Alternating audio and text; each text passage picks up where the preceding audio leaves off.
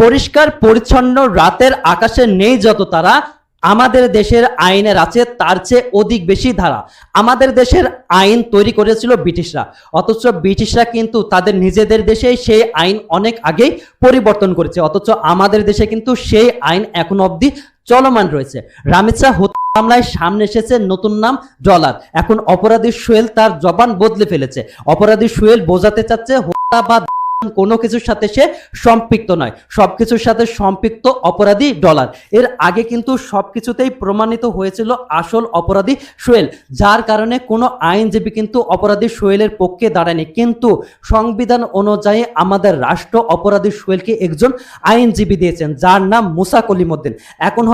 এখন হয়তো অপরাধী সোহেল এই আইনজীবীর পরামর্শে তার জবান বদলে ফেলেছে।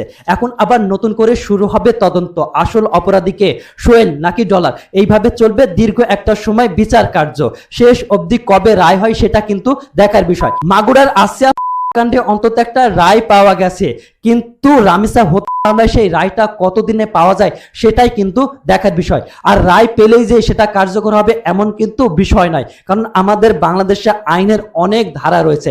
অপরাধী যদি মনে করে তাকে যে রায় দেওয়া হয়েছে সেই রায় তার জন্য সঠিক হয়নি, তাহলে সে আপিল করতে পারবে। আবারও যদি সেই রায় বহাল থাকে, অপরাধী আবারও আপিল করতে পারবে। এইভাবে রায় বাস্তবায়ন হতে দীর্ঘ একটা সময় চলে যায়। দেখা যাক শেষ অবধি কি হয়।